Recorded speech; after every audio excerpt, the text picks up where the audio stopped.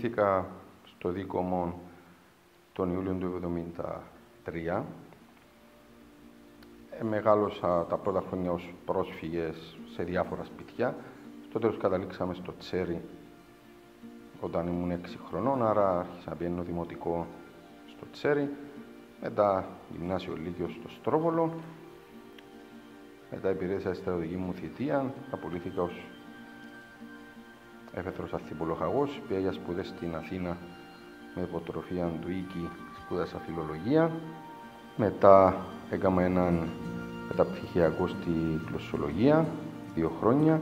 Μετά έκανα ένα δεύτερο μεταπτυχιακό στην Αγγλία, στη γλωσσολογία.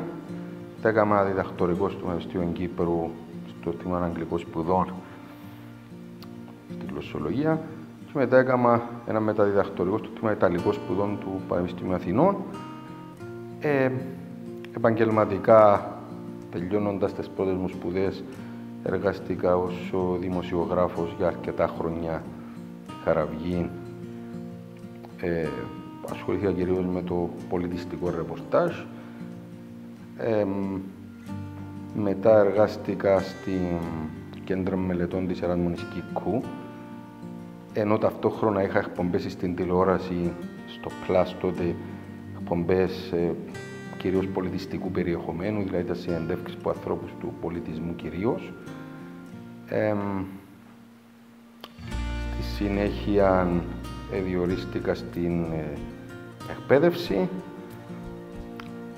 και παράλληλα συνέχισα και τη δημοσιογραφική μου δραστηριότητα, δηλαδή συνέχισα να αρθογραφώ, να έχω εκπομπές πρώτα συνέχισα εκπομπή στην τηλεόραση, μετά έφυγα από το Plus και ξεκίνησα μια εκπομπή στο ΡΙΚ ραδιοφωνική, η οποία υπάρχει ως σήμερα, είναι καθημερινή πρωινή εκπομπή για τη γλώσσα. Είμαστε στο 12ο χρόνο. Σε ακαδημαϊκά συμμετείχα σε 60-70 συνέδρια ως ομιλητής, έγραψα 9 βιβλία, καμιά 700 άρθρα στις εφημερίδες, 30 άρθρα σε επιστημονικά περιοδικά. Και εντάξει, και έχω και έτσι άλλες δραστηριότητες, δηλαδή υπήρξα αντιπρόεδρος του ΘΟΚ για 2 θητείες, ήμουν πρόεδρος εδώ του Συνδέσμου Γονέων του Περιφερειακού Γυμνασίου για 9 χρόνια, ολοκλήρωσα φέτος αισίως τη θητεία μου, τώρα που τα έχω παιδιά μου έτσι ολοκλήρωσαν την παραμονή τους στα γυμνάσια. Έτσι, που την ίδρυση της Μητρόπολης Ταμασσού, το 2015, συνέστησα, οργάνωσα και διευθύνω το πολιστικό ίδρυμα της Μητρόπολης που ονομάζεται Ακαδημία Πολιτισμού Κυπροπαίδεια.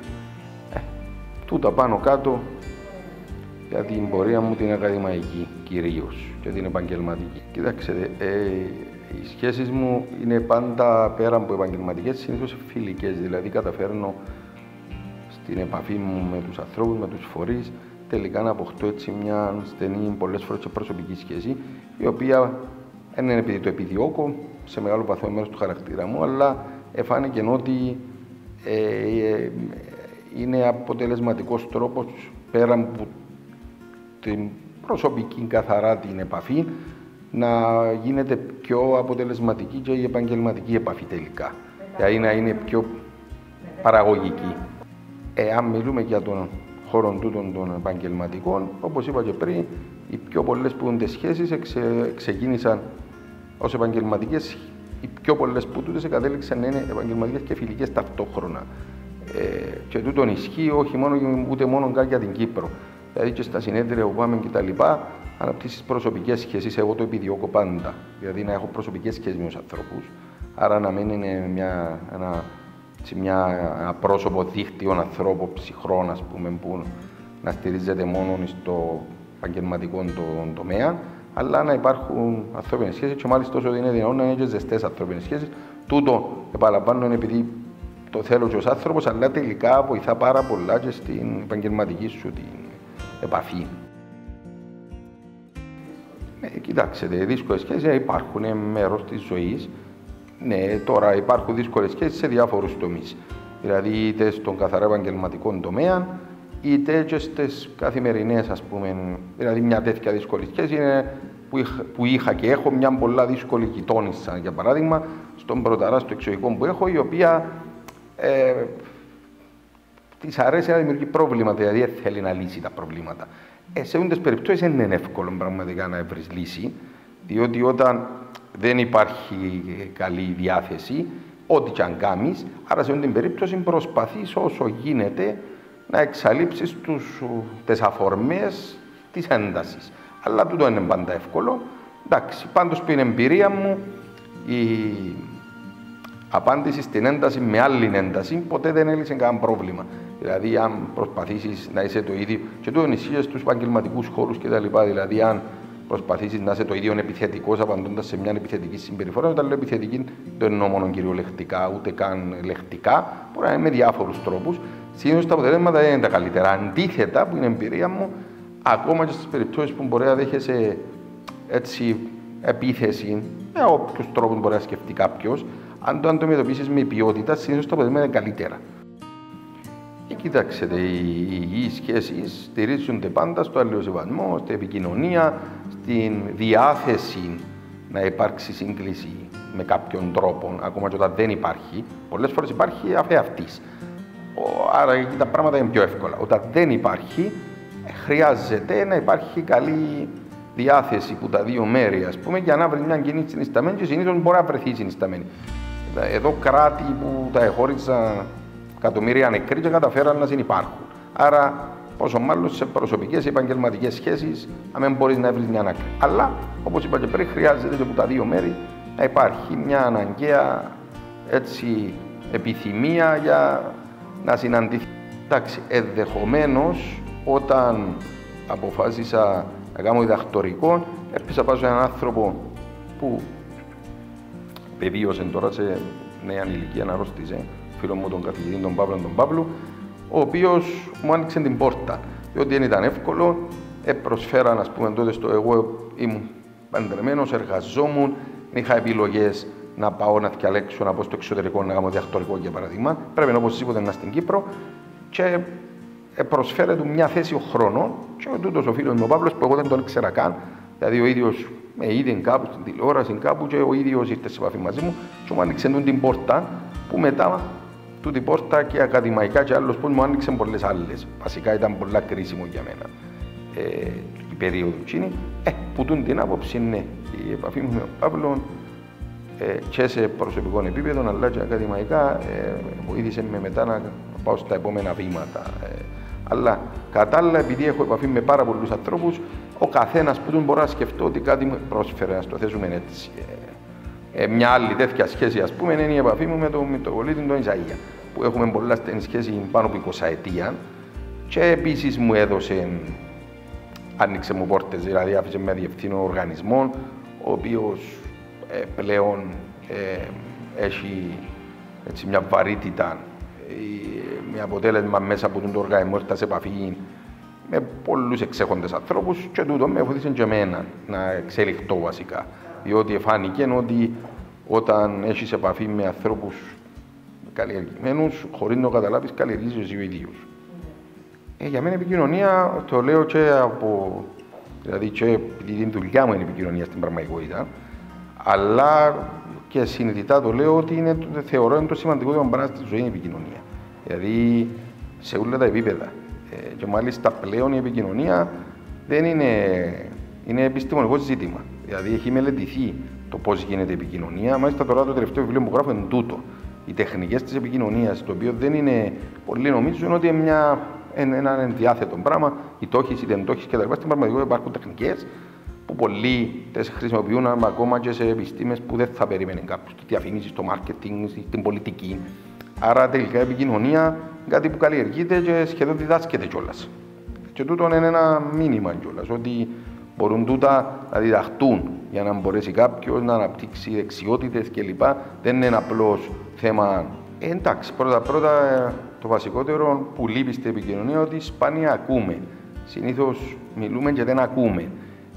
Και μπορεί εκείνα που έχει να πει ο άλλος να θεωρείς ότι διαφωνείς, αλλά τελικά αν είσαι πρόθυμος να τον ακούσεις, μπορεί όντως να διαφωνείς, αλλά να βρεις κάπου να συμφωνήσεις, να βρεις κοινό έδαφος. τέλος πάντων δεν θα είναι παράλληλοι μονόλογοι. Το να υπάρχει συναίσθηση, το να είσαι πρόθυμος να ακούσεις, τούτο είναι πολύ σημαντικό στην επικοινωνία. Και το άλλο είναι τούτο με το οποίο ξεκινήσαμε. Η επικοινωνία, πέρα από τις τεχνικές, πέρα από τούτα όλα, χρειάζεται ειλικρίνεια. Δηλαδή, όταν επικοινωνείς με ειλικρίνεια, τις πιο πολλές φορές βρίσκεις και βίκο ο νους, όπως λέμε, δηλαδή ο άλλος είναι πρόθυμος να σε ακούσει, ακόμα και διαφωνεί μαζί σου. Γι' αυτόν και είχα πει και στην αρχή, είναι σημαντικό στις ανθρώπινες σχέσεις τελικά να χτίσεις φιλίες, να έχεις προσωπική επαφή κλπ. Και να είσαι ειλικρινής βέβαια, όχι να το κάνεις επειδή θεωρείς ότι τούτο είναι αποτελεσματικός τρόπος. Αν το κάνεις με ειλικρίνεια, τελικά γίνεται και αποτελεσματικός τρόπος. Είναι πολύ σημαντικό, δεν είναι εύκολο, διότι χρειάζεται ένα επίπεδο αυτοεπίθεσης να εκτίθεσαι. Αν τα καταφέρεις όμως, όντως είναι και αποτελεσματικός τρόπος επικοινωνίας, διότι ο άλλος ανοίγεται, διότι πλέον νιώθει ότι δέχεται επίθεση, αντίθετα νιώθει ότι αναπτύσσεται μια υγιή. Ναι, και σε τούτο επίπεδο μπαίνουν ζητήματα όπως ο αυτοσαρκασμός, δηλαδή να είσαι πρόθυμος να κρίνεις τον εαυτό σου πρώτα και μετά παρακρίνεις τους άλλους βεβαίως. Εγώ το κάνω πολλά τακτικά. Όταν μιλάω στους κοιλιακούς μου κτλ. Το κάνω πολλά τακτικά. Και το κάνω και από την τηλεόραση και από ράδιο, ενώ. Ναι, διότι αν έχει μια εικόνα ψευτική, είναι ο άλλος αφού είναι τον που λέει πριν. Ναι, αν τους συγκρίνουμε με τις προηγούμενες, θα έλεγα παρά τη μεγάλη κριτική που δέχεται η νέα γενιά, και μπορεί είναι όντως σε πολλά πράγματα να τους κρίνεις, στο επίπεδο της επικοινωνίας, μπορώ να σου πω μπορεί να είναι πιο ειλικρινείς οι ανθρώπινες σχέσεις σε σχέση με το παρελθόν, αν και υπάρχουν και ανασταλτικοί παράγοντες, για παράδειγμα τα μέσα κοινωνικής δικτύωσης. Ενώ φαίνεται να είναι ένα βήμα εύκολης επικοινωνίας, που είναι σε κάποιο βαθμό, είναι και δίκοπο μαχαίρι, διότι στο τέλος γίνεται και πεδίο ανταγωνισμού και επίδειξης κτλ. Και έτσι είναι ένα σύνθετο ζήτημα. Αλλά οι νέες γενιές σε γενικές γραμμές είναι πιο ανοιχτές από ό,τι ήταν οι παραδοσιακές κοινωνίες, στο πώς επικοινωνούν και στο τι εικόνα θέλουν να πλασάρουν κτλ. Αλλά που την άποψη είναι σε πιο καλή μοίρα οι νέες γενιές. Απλά πρέπει να διαχειριστούν το ζήτημα των καταιγισμών της τεχνολογίας που σε μεγάλο βαθμό δεν λειτουργήσε υπέρ τους. Δηλαδή, οι νέες γενιές είναι πιο. Τούτο με το οποίο ξεκινήσαμε. Χρειάζεται ειλικρίνεια, χρειάζεται τούτο που προσθέσετε εσείς ήδη και συμφώνησα, να μεν ανησυχείς, να εκτεθείς, να είσαι ευάλωτος κτλ. Όταν υπάρχουν τούτα, ναι, μπορούν να αναπτυχθούν υγιείς ανθρώπινες σχέσεις. Και επίσης πρέπει να μιλάς, διότι είναι ένα πρόβλημα της εποχής μας τούτο. Ενώ έχουμε πάρα πολλά μέσα για να μιλούμε, για να ερχόμαστε σε επαφή, τελικά περιορίστηκε τούτη η επαφή.